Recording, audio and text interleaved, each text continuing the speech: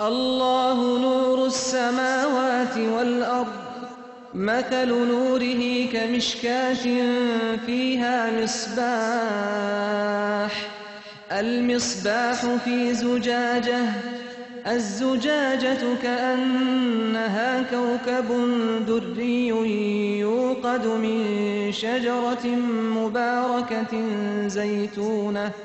أعوذ بالله من الشيطان الرجيم. بسم الله الرحمن الرحيم.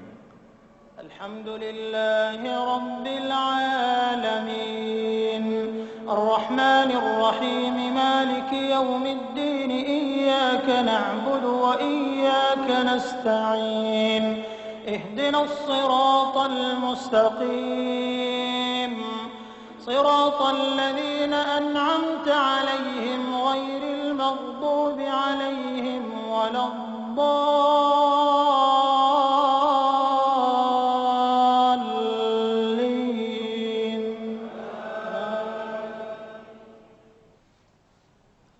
نحمده ونصلي على رسوله الكريم أما بعد فأعوذ بالله من الشيطان الرجيم بسم الله الرحمن الرحیم. ہماری آج کی گفتگو کا موضوع ہے غم سے نجات کیسے. اللہ تعالیٰ نے انسان کو پیدا کیا اور اس کے اندر طرح طرح کے جذبات رکھے. یہ انسان ہی ہے جس کے اندر خوشی کے احساسات بھی ہیں اور غم کے احساسات بھی. خوشی کب ہوتی ہے انسان کو؟ عموماً اس وقت جب کوئی کام اس کی مرضی کے مطابق ہوتا ہے یا پھر اسے کوئی پسندیدہ چیز ملتی ہے. اور غم کب ہوتا ہے؟ جب کام انسان کی مرضی کے خلاف ہونے لگتے ہیں، اس کی خواہشات کی تکمیل نہیں ہوتی، اس کی مرضی پوری نہیں ہوتی، یا کوئی پسندیدہ چیز ہاتھ سے چلی جاتی ہے. ایسے میں انسان پھر کیا کرے؟ آج کی دنیا میں بہت سے لوگ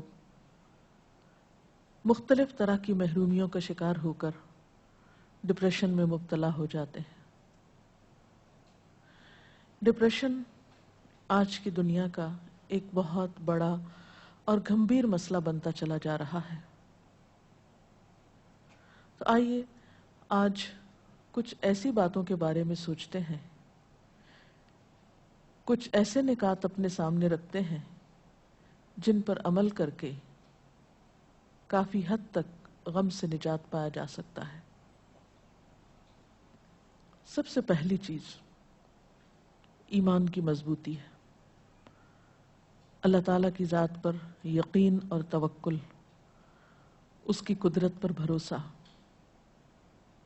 کہ ہر چیز اس کے اختیار میں ہے. وہ کن کہہ کے سب کچھ کر سکتا ہے، نفع و نقصان سب اسی کی طرف سے ہوتا ہے.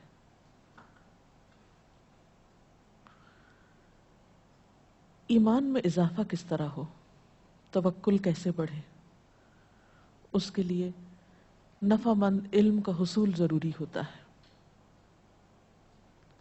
انسان اچھی باتوں کو سیکھنے کی طرف متوجہ ہو.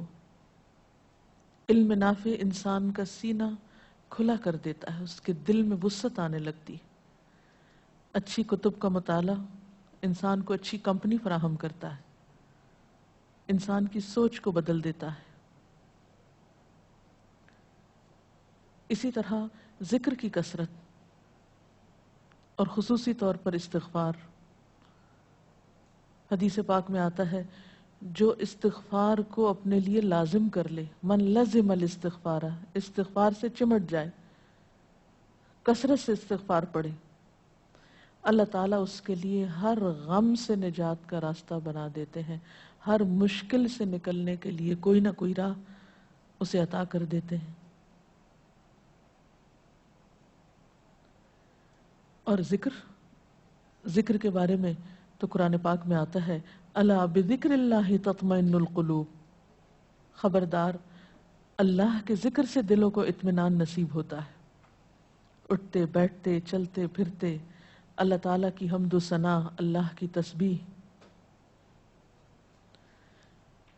اس کے علاوہ ذکر کرتے کرتے اللہ کی مخلوق کے ساتھ احسان کا رویہ انسان کے لیے باعث سکون ہوتا ہے، خوشی کا ذریعہ ہوتا ہے. انسانوں کے ساتھ، خواہ اپنے ہوں یا پرائے، رشتہ دار ہوں یا اجنبی، ان کے ساتھ احسان کرنا انسان کو خوشی بخشتا ہے. خصوصاً ایسے انسانوں کے ساتھ احسان جو آپ کے ساتھ نہ کرتے ہوں. جیسا کہ حدیث میں آتا ہے کہ جو مجھ سے کٹے میں اس سے جڑوں، جو مجھے محروم کرے میں اسے عطا کروں. لہذا ان لوگوں کے ساتھ بھلائی کرنا جو ہمارے لیے اچھے جذبات نہ رکھتے ہوں، کیونکہ بدلے کے طور پر احسان کرنا تو آسان ہوتا ہے، لیکن ایسی حالت میں احسان کرنا جبکہ ہم پر زیادتی کی جا رہی ہو، کرنا تو مشکل ہوتا ہے، لیکن اس کے نتیجے میں انسان کو ایک بے پایاں مسرت نصیب ہوتی ہے، ایک بہت گہری ٹھنڈک کا احساس ہوتا ہے. اور یہ کام وہی کر سکتا ہے جو جرت رکھتا ہو. لہذا دل کا ثبات اور نیکیوں پر استقرار یہ بھی بہت ضروری ہوتا ہے. اور بندوں کے ساتھ نیکی اس وقت ہو سکتی ہے جب انسان کا دل بندوں کے خلاف نفرت اور حسد کے جذبات سے خالی ہو. کیونکہ جب تک انسان انتقام کی پالیسی پر عمل کرتا ہے، انسان بدلہ لینے کی سوچتا رہتا ہے، اس وقت تک سکون نہیں پا سکتا، اسے خوشی نہیں مل سکتی. کیونکہ نبی صلی اللہ علیہ وسلم نے یہ بھی فرمایا کہ مجھے میرے رب نے حکم دیا ہے کہ ان اعفو عمن ظلمنی، میں اس کو معاف کر دوں جس نے مجھ پر ظلم کیا ہو. تو جب تک انسان درگزر نہ کرے، دوسرے کے قصور معاف نہ کر دے، اس وقت تک چین نہیں پا سکتا. کیونکہ انتقام کی آگ میں جلنے والا سب سے پہلے تو خود کو نقصان دیتا ہے. انتقام تو معلوم نہیں لے سکتا یا نہیں لے سکتا، لیکن اپنی پریشانیوں میں اضافہ کرتا رہتا ہے. اسی طرح ڈپریشن سے نجات کے لیے یہ بھی ضروری ہے کہ ہم اپنی زبان کی حفاظت کریں، فضول باتیں، فضول گفتگو اور لغویات سے پرہیز کریں. ہر معاملے میں اعتدال سے کام لیں، محبت ہو یا نفرت ہو. پھر اسی طرح یہ فارغ رہنے سے بچیں، کیونکہ جو شخص فارغ ہوتا ہے، جس کے پاس کوئی کام نہیں ہوتا، جس کی زندگی میں کوئی مقصد نہیں ہوتا، جو شخص سٹرگل نہیں کرتا، ہارڈ ورک نہیں کرتا، محنت نہیں کرتا، وہ شخص کبھی بھی غم سے نجات نہیں پا سکتا. پھر اسی طرح یہ بات بھی ضروری ہے کہ انسان آج میں رہے. ماضی میں جو ہو چکا سو ہو چکا، وہ تو ہاتھ سے جا چکا، وہ واپس نہیں آ سکتا. پچھلا لمحہ جو گزر گیا آپ اس کو پلٹا نہیں سکتے. اس کے لیے کیا ہے کہ آپ آج میں رہنا سیکھیں اور کل کی فکر نہیں کریں، کیونکہ کل آپ نے دیکھا ہی نہیں، کل تو اندھیرے پردے میں ہے. نہ ماضی آپ کے ہاتھ میں، نہ مستقبل آپ کے ہاتھ میں ہے. آپ کے ہاتھ میں آج ہے. اس آج کی قدردانی کریں، اس آج کی فکر کریں. اس وقت اللہ نے جو وقت دیا ہے، اس وقت اللہ تعالیٰ نے جو قوت، جو قدرت ہمیں عطا کی ہے، اس سے فائدہ اٹھائیں. ہم دیکھ سکتے ہیں، ہم بول سکتے ہیں، ہم اپنے بہت سے کام کر سکتے ہیں. ہمارے پاس اس وقت زندگی جیسی نعمت ہے. جب یہ نہیں رہے گی تو ہم کسی کام کے لائق نہیں رہیں گے. اس لیے جو آج ہے، جو اس وقت ہاتھ میں ہے، جو یہ لمحے ہیں، ان سے فائدہ اٹھائیں، ان کو انجوائے کریں، ان میں اپنی سوچ کو مثبت بنائیں. پھر اسی طرح نعمتوں کے معاملے میں اپنے سے کمتر کو دیکھیں، دکھوں کے معاملے میں اپنے سے اوپر والے کو دیکھیں. کہ ہم سے زیادہ مشکل میں کون ہے. تو اس طرح دل میں شکر کے جذبات پیدا ہوں گے. پھر اسی طرح ایک اور اہم بات یہ ہے کہ دوسروں سے توقعات کم رکھیں، کیونکہ تمام انسان کمزور ہیں. ہم بسا اوقات کوئی شخص جو ہم سے ایک وقت میں اچھا سلوک کرتا ہے، ہم اس سے بہت بڑی توقع رکھ کے بیٹھ جاتے ہیں کہ وہ آئندہ بھی ہمارے ساتھ بہت کچھ کرے گا. دوسرے وقت میں وہ اس قابل نہیں ہوتا، وہ کسی مشکل یا کسی مجبوری میں ہو سکتا ہے.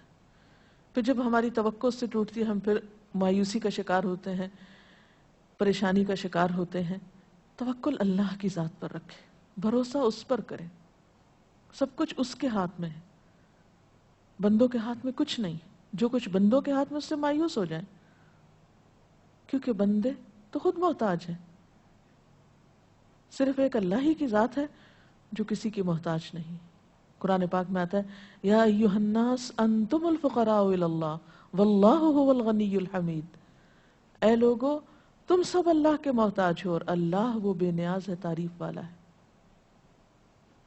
اس لیے بندوں سے، خواہ قریبی دوست ہوں، رشتہ دار ہوں، وہ لوگ جو ہمارے ہمدرد ہوں، ان سب کو انسان سمجھیے.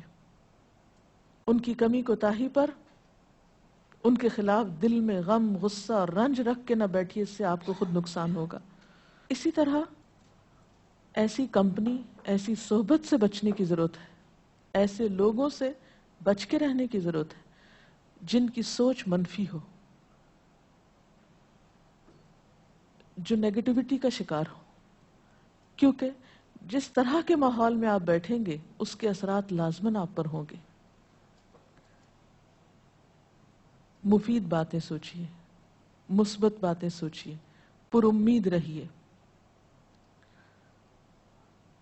اسی طرح بسا اوقات ہماری پریشانیاں اور غم اس وجہ سے بھی ہوتے ہیں کہ ہم اپنی زندگی میں کاہلی، سستی وغیرہ کا شکار ہوتے ہیں.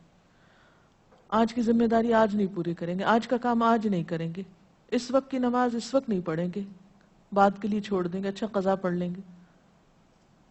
اللہ تعالیٰ نے نماز جیسی چیز ہم کو دے کر وقت کا پابند بنایا ہے. وقت پر اپنا کام ختم کریں، اپنے فرائض کو وقت پر مکمل کریں. تو جو لوگ اپنے کاموں میں تاخیر نہیں کرتے، آج کا کام کل پہ نہیں ڈالتے، وہ بھی بہت سی پریشانیوں سے بچے رہتے ہیں. پھر اسی طرح بسا اوقات کام بہت ہوتے ہیں اور آپ کوشش کے باوجود سب کچھ وقت پہ نہیں کر سکتے، تو ایسی صورت میں اپنی ترجیحات مقرر کریں، پرائرٹیز مقرر کریں کہ کون سا کام زیادہ اہم ہے، کون سا کام پہلے کر لینا چاہیے، کس کام میں تاخیر غیر مناسب ہے. تو اس سے بھی بہت سی پریشانیوں اور غموں سے نجات مل سکتی ہے. پھر اسی طرح وقتاً فوقتاً اپنے کو ملنے والی نعمتوں کا ذکر کرتے رہا کریں. اما بنعمت ربک فحدث.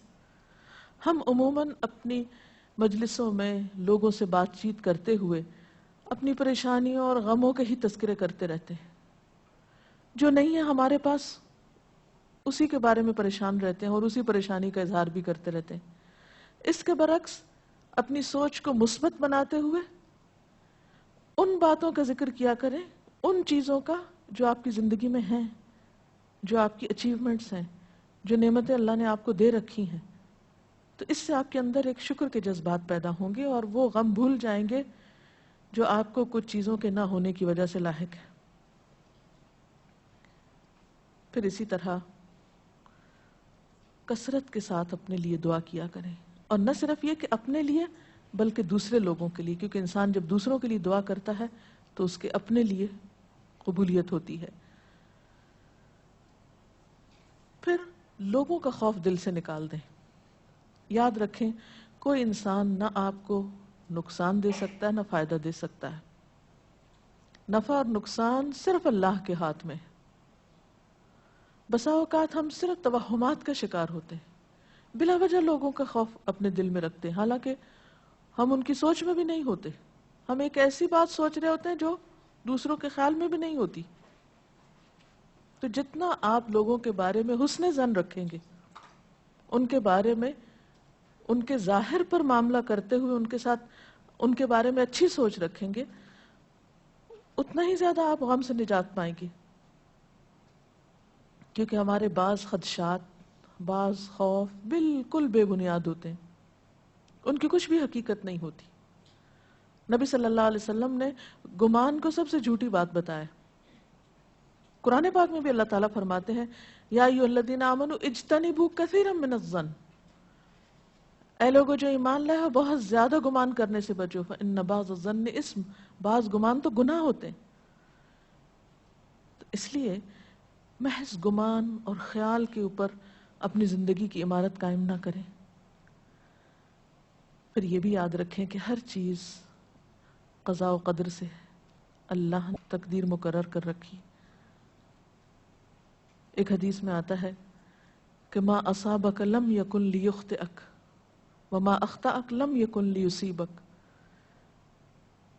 جو تمہیں پہنچا وہ ہو نہیں سکتا تھا کہ تم سے خطا جائے، تمہیں ہی پہنچنا تھا، اور جو تم سے خطا ہو گیا ہو نہیں سکتا تھا کہ تمہیں پہنچے.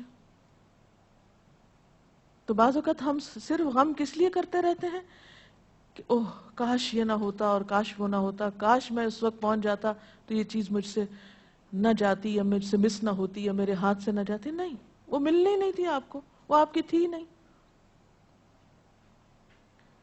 تو تقدیر پر ایمان انسان کے بہت سے غموں کو ہلکا کر دیتی. پھر اسی طرح ایسے لوگوں سے بچیں یا ایسے لوگوں کے حال سے سبق سیکھیں، عبرت سیکھیں جن کی زندگی ناشکری میں گزری اور شکووں میں گزری اور انہوں نے کچھ بھی نہیں پایا.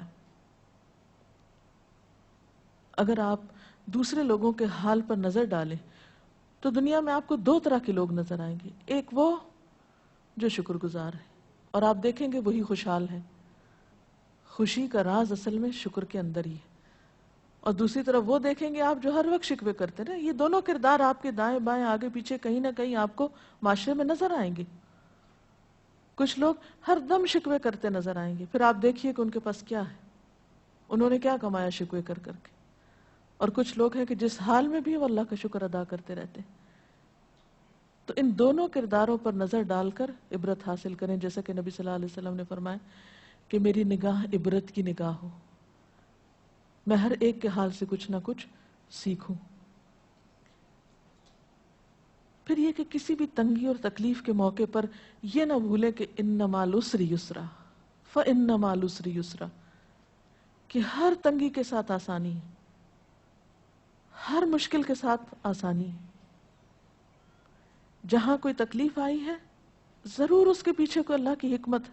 اللہ اپنے بندوں پہ ظلم کرنے والا نہیں ہے. اگر کہیں مشکل ہے تو اسی میں سے کوئی نہ کوئی آسانی کی راہ بھی نکلتی ہوگی. جیسے کہ ایک روایت میں آتا کہ ہر دا کے ساتھ دوا بھی ہے، یعنی ہر بیماری کا علاج موجود ہے، ہر مشکل کا حل موجود ہے. لیکن ان سب چیزوں کے لیے صبر چاہیے.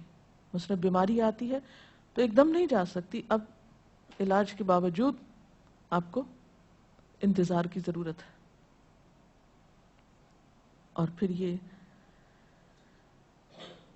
کہ تنہائی کے کچھ لمحات میں اپنے رب سے باتیں کیا کیجیے، اپنے سارے دکھ، اپنے سارے شکوے اس ذات کو سنائیں جو آپ کا راز فاش نہیں کرے گی. اس اللہ کے سامنے اپنے دکھ اور تکلیف رکھیں کہ جو ہر آن آپ کی مدد کے لیے حاضر ہے. نہ وہ سوتا ہے، نہ اس کو اونگ آتی ہے. وہ ہر وقت ہر بے قرار کی دعا قبول کرنے کے لیے تیار ہے. ضرورت اس بات کی ہے کہ اس کو پکاریں.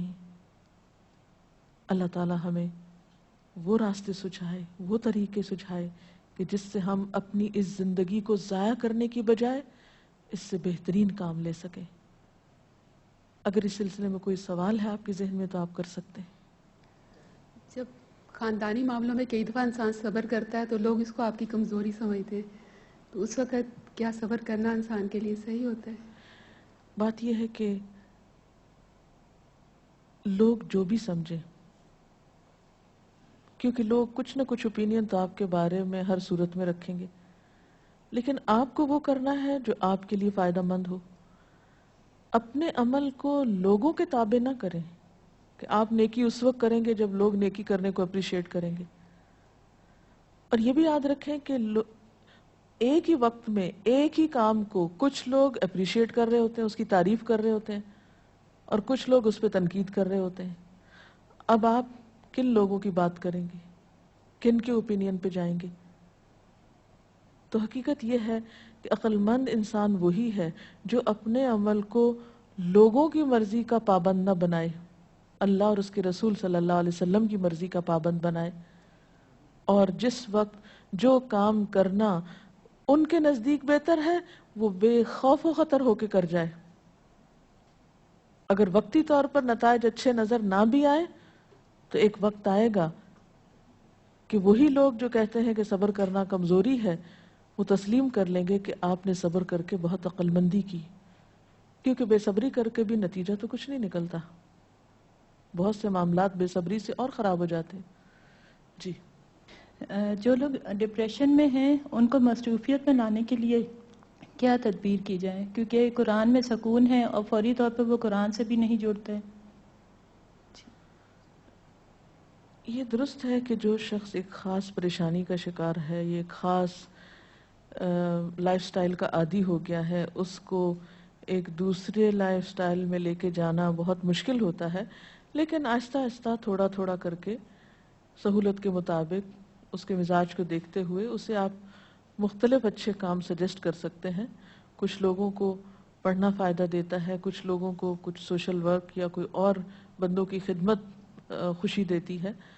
تو آپ انسان کو دیکھتے ہوئے اس کے ساتھ معاملہ کر سکتے ہیں کہ وہ کس چیز کے لیے راضی ہو سکتا ہے. ایک وقت میں صرف ایک ہی آپشن نہ دیں، کئی ایک آپشنز دے سکتے ہیں اس کو، لیکن اس کو تنہا نہ چھوڑیں. یہ غم سے نجات حاصل کرنے کے لیے استغفار کرنے کو کیوں کہا گیا؟ اس لیے کہ غم ایک ایسی کیفیت ہے جس میں حقیقت میں انسان اللہ کے فیصلے پہ راضی نہیں ہوتا. کیونکہ اگر ہم اللہ کے فیصلے پہ راضی ہو جائیں تو غم کی کیفیت وقتی طور پر ہو اور فوراً ختم بھی ہو جائے. تو استغفار اللہ سے معافی مانگنے کا نام ہے. تو جب انسان استغفار کرتا ہے اللہ تعالیٰ اس کی طرف اپنی رحمت کے ساتھ متوجہ ہوتا ہے، اس کو پھر توفیق دیتا ہے کہ وہ نیکی کی طرف مائل ہو اور اس چیز سے باہر نکل آئے جس کو اس نے اپنی زندگی پر، اپنے نعمتوں پر طاری کر رکھا ہے. کیونکہ غم منانے والا شخص ایسا ہی ہے کہ جیسے وہ ساری نعمتوں سے دستبردار ہو گیا ہے، ساری نعمتوں سے ناراض ہو گیا ہے جو اللہ نے اس کو دے رکھی ہیں، اور ایک نعمت کے جانے پر یا ایک مرضی پوری نہ ہونے پر وہ خفا ہے اللہ سے اور بندوں سے. تو اس لیے استغفار ضروری ہے. جی. ڈاکٹر صاحب، آپ تقدیر کے بارے میں کیا کہتی ہیں؟ کہ بعض لوگوں کو یہ کہتے ہوئے سنا ہے کہ جب تقدیر میں ہی لکھا ہے کہ ہم نے کیا کرنا ہے، اللہ کو سب معلوم ہے، تو پھر کیوں جو بھی ہم کریں گے وہ تو اللہ کو معلوم ہی ہے. لیکن اللہ تعالیٰ ہی نے حکم دیا ہے کوشش کرنے کا.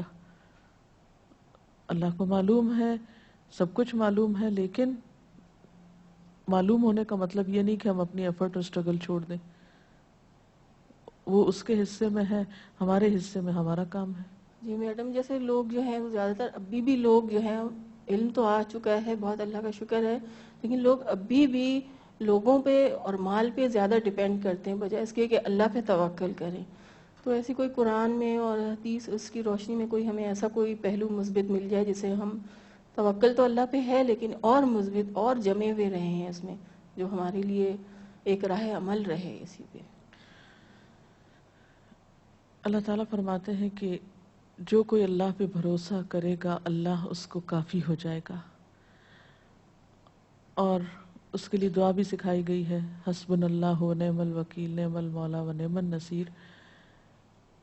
لیکن توکل کا یہ مطلب نہیں کہ انسان کوشش نہ کرے. دنیا کی محبت ایک فطری چیز ہے، دنیا کے لیے کوشش کرنا ایک فطری عمل ہے. توکل کا مطلب یہ ہے کہ جتنی اپنی استطاعت میں ہے کوشش وہ کر لے اور اس کے بعد پھر مطمئن ہو جائے. کیونکہ انسان کو ملتا وہی ہے جو اللہ کا اذن ہوتا ہے. انسان کوشش نہ چھوڑے کیونکہ اللہ کا حکم ہے کوشش کرنا ہے، اور اس کے ساتھ کوشش کے بعد پھر حرص نہ رکھے، لالچ نہ کرے، جو ملا اس میں مطمئن ہو جائے.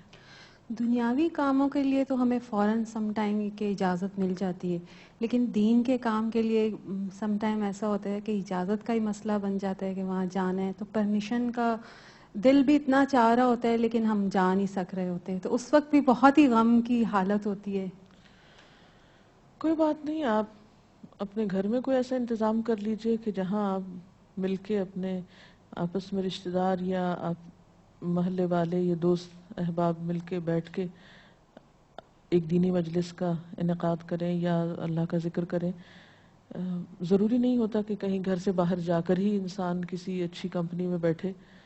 بہت اچھا ہے اگر انسان کے پاس اپرچونٹی ہو، اگر نہیں تو انسان کے پاس بہت سے اور آپشنز ہو سکتے ہیں.